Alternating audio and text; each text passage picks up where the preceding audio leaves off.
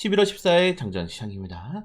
자, 뉴욕 3대 지수는 오늘 큰 폭 하락이 나왔습니다. 셧다운도 해제됐고 마이클 버리가 헤지펀드를 해체를 하기도 했음에도 불구하고 제가 강조 들었죠. 이미 셧다운으로 지수가 전고점권까지 반등이 나왔었기 때문에 이제 남아있는 시장의 이런 불확실성은 인공지능 거푸론보다는 제 생각에는 이제 치킨 게임에 돌입해야 되고, 인공지능에 대한 굉장히 많은 이런 유동성 어디서 구할 것인지, 자금에 대한 우려들. 근데 여기에 지금 연준이 도와주지 않고 있잖아요. 특히 최근에 파월 연준장도 그렇고 매파적인 인사들의 발언이 계속적으로 확대가 되면서 오늘 금리 동결 가능성이 굉장히 높아졌습니다. 장중에 50% 이상이 올라가기도 했는데, 이런 금리에 대한 우려 때문에 시장의 유동성에 대한 공급 우려가 계속적으로 나오고 있는 거예요. 그렇기 때문에 오늘 전체적으로 시장의 하락은 한 10초 정도로 요약하면은 Fuck your fucking zero DTE calls. Fuck the economy. Fuck inflation. Fuck your soft landing. 아무튼 딥페이크 영상입니다. 자주 올려드리고 있죠. 파월 연준장이 이런 좀 매파적인 발언들 덕분에 시장 자체가 크게 흔들린 하루였다.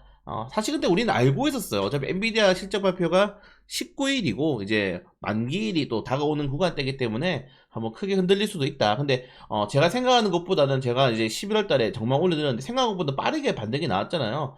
저는 3,800포인트까지는 오히려 조정이 나온 다음에 가도 나쁘지 않다라고 보고 있는 상황이기 때문에 천천히 떨어질 때 또다시 분할매수 하면 되니까 너무 걱정할 필요가 없습니다.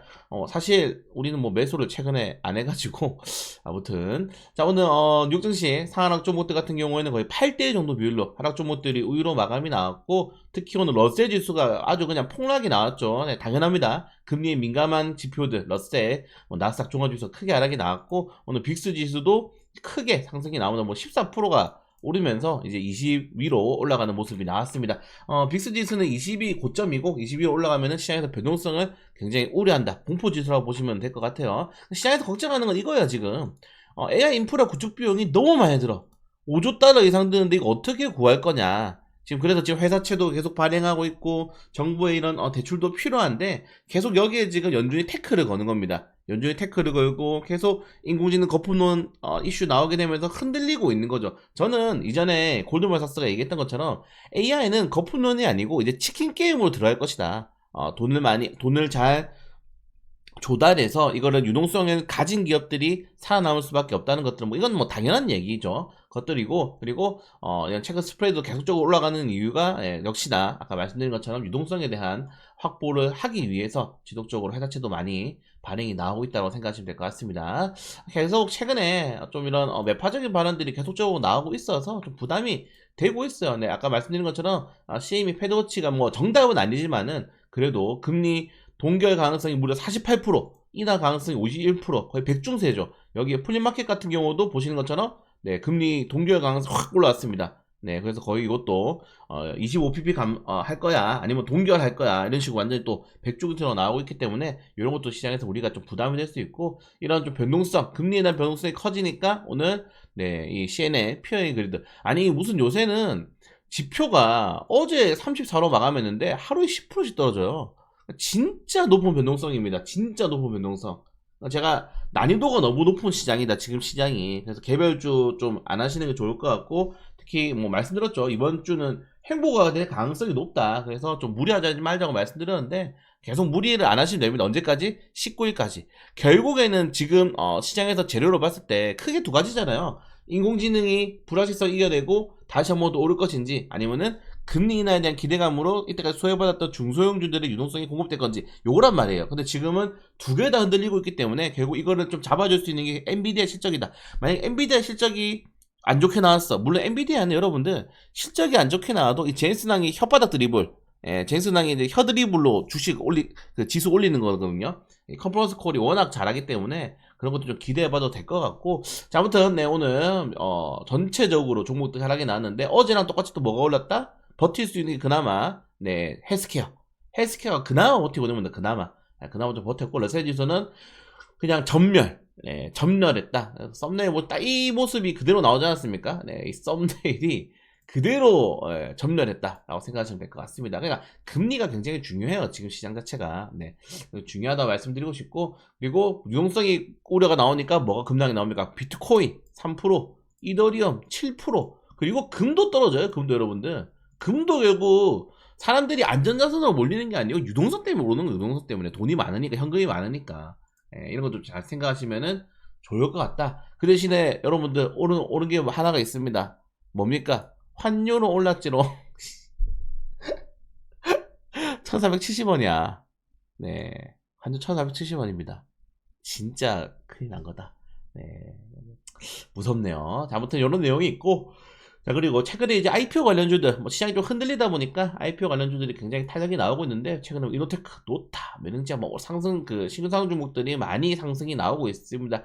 그럼에도 불구하고, 여러분들 제가 어제 올려드렸지 않았습니까? 신규 상승 종목들을 뭐 아무리 뭐 분위기가 좋고 뭐 따따상 그 이상 갈 것 같아도 왜 우리가 신규 상승 종목을 시가에 팔아야 되느냐? 결국에는 중장기적으로 봤을 때 뭐 아시는 것처럼 신규 상승 종목들의 이제 장기적인 추세가 그렇게 녹록치가 않아요. 네, 지금 찾고 있는데 어제 올려드린 거, 네, 제가 이거 올려드렸지 않습니까? 어제. 네, 신규 상승 종목들 올해 상반기 상장한 주식들 46개 중에 40개가 보시는 것처럼 올라가는 게 몇 개 없어요. 그냥 우리가 흔히 말해서 이 상장가를 돌파해서 다시 올라가는 것보다는 대부분 종목들이 이렇게 신규 상장 이후에는 조정이 나올 수밖에 없습니다. 그래서 2025년도 이제 상반기에 상장했던 종목들 추세를 보자면은 로켓헬스케어, 인투셀 정도를 제외하고는 대부분 종목들이 상장가 위로 올라가지 못하고 이렇게 크게 조정이 나오는 모습을 우리가 확인할 수 있기 때문에 신규상장 종목들 같은 경우에는 항상 시가 매도는 기술적으로 하시는 게 조금 더 좋다라고 말씀을 드리고 싶습니다. 자, 그리고 뭐 바이오 배당주, 반도체가 지금 19일까지 좀 흔들릴 수밖에 없기 때문에 좀 잘 체크하시면 될 것 같고, 그러니까 지금 계속 강조드리지만은 새로운 재료가 나온 게 아니에요. 기존의 악재잖아요. 기존의 악재. 제가 이거 올려드렸던 기존의 이런 문제 아니겠습니까? 기존에.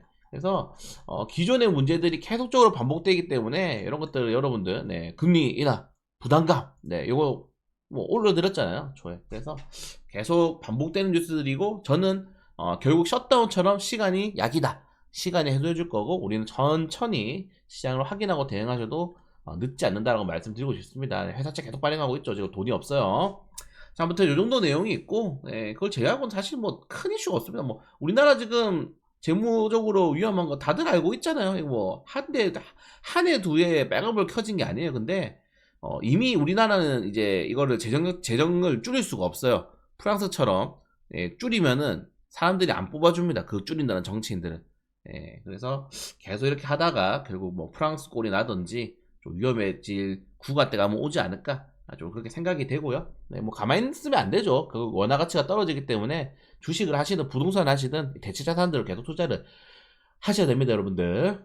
자, 그리고 올해 이제 금리는 이제 아마 추가적으로 인하 가능성 굉장히 낮다. 최근에 이창용 총재가 말하는 것도 그렇고, 한국은행이 2026년도 경제성장 전망치가 제일 낮아요. 여러 기관들 중에서 제일 낮기 때문에 좀 굉장히 보수적으로 시장을 보고 있다고 생각하시면 될 것 같습니다.